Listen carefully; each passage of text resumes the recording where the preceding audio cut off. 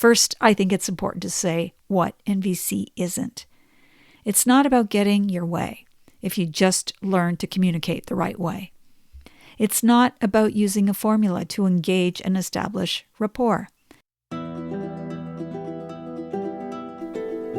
Welcome to NVCLife. I'm Rochelle Lamb, seasoned NVC trainer and relationship guide, helping listeners rethink how they come to know what they know so they can ground more deeply into relational living.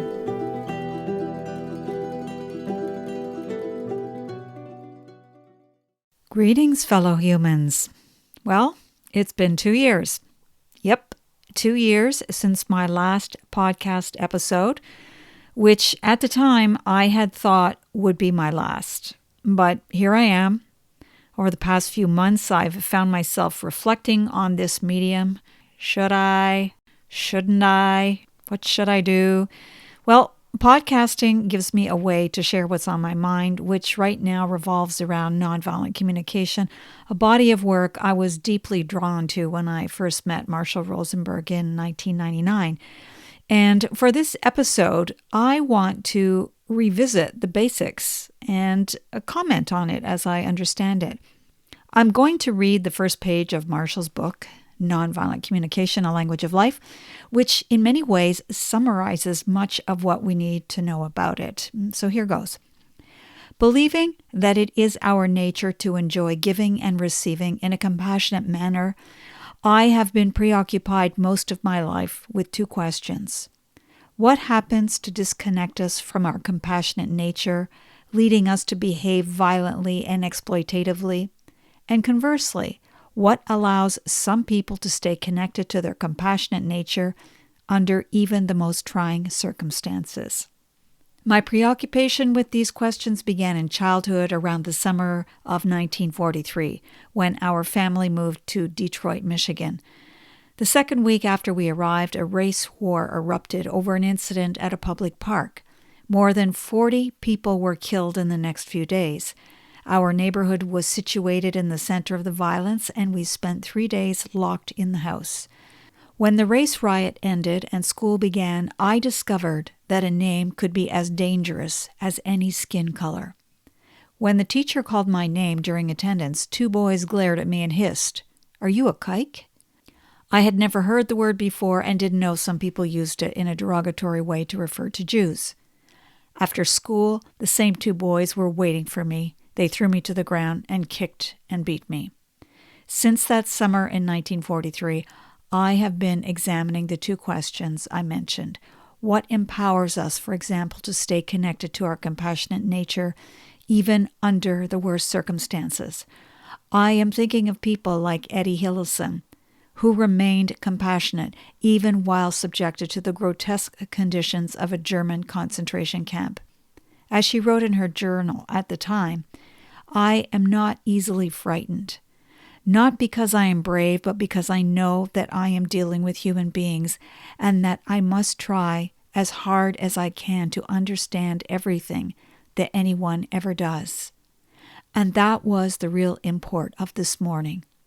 Not that a disgruntled young Gestapo officer yelled at me, but that I felt no indignation, rather a real compassion, and would have liked to ask, "Did you have a very unhappy childhood? Has your girlfriend let you down?" Yes, he looked harassed and driven, sullen and weak.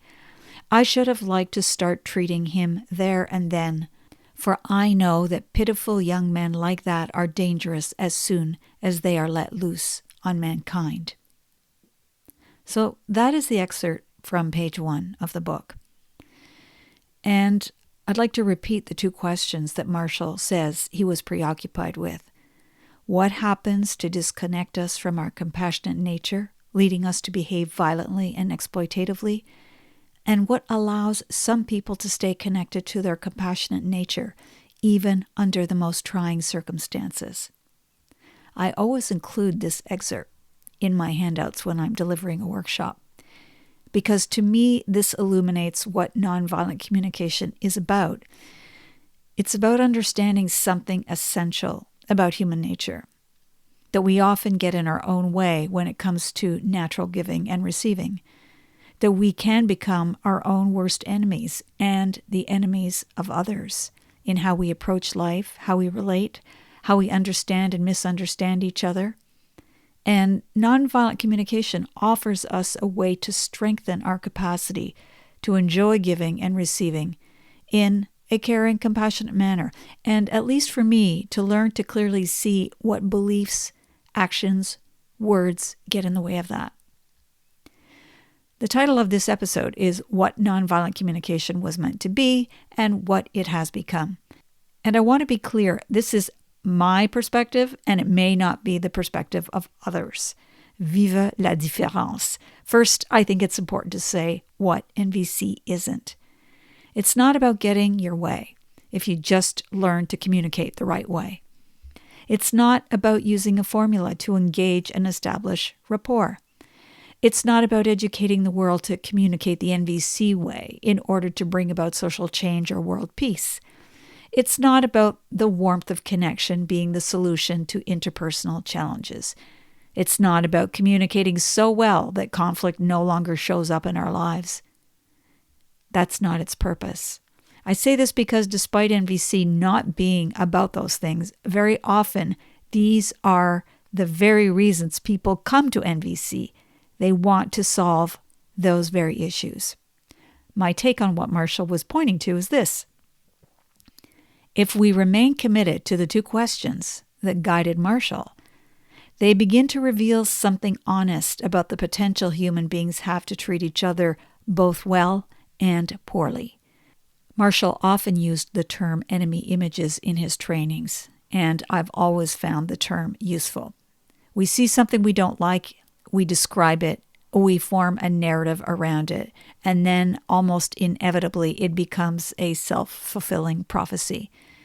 So what has nonviolent communication become? Well, it depends largely on the delivery, the circumstances surrounding the delivery, and the state and capacity of who is receiving it.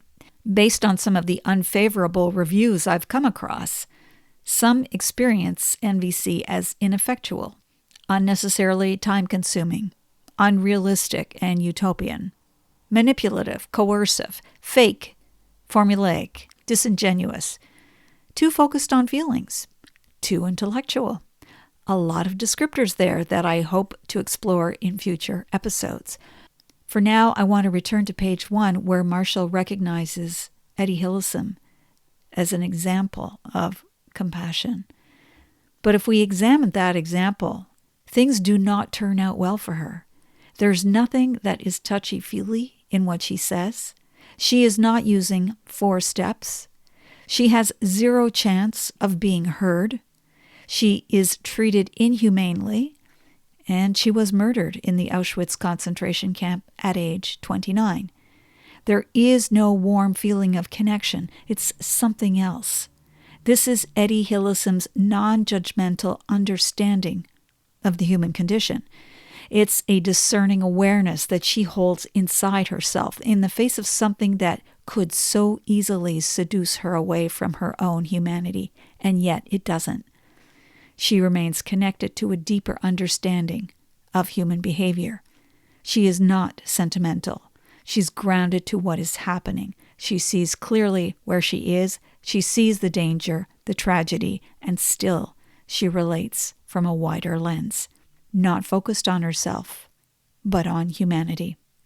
And I find that deeply relevant because it's very easy for us to move into diagnosis in these times. When we look at the world, when we look at politics, whatever it is that isn't working, using NVC as a 4-step process, we can say, this doesn't meet my need for understanding, this doesn't meet my need for care, for respect, for consideration, whatever the need might be. Do you notice that when we do that, we inevitably place ourselves at the center? Certainly that is one way to frame needs, and there is another way to frame them. Not as my needs, but as something larger. What are the needs inherent in life itself? What does human life require of us? Etty Hillesum in that moment is not speaking about her own needs for safety and respect. She is holding a much larger field, one in which she and the Gestapo officer are both part of the same human condition. And that is the direction I want to move in future episodes.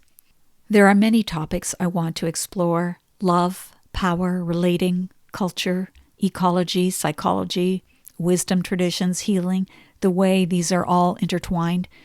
So I'll leave it there for today. If this kind of exploration interests you, I'd love for you to stay in touch and follow me. I also invite you to leave comments. Thank you for listening.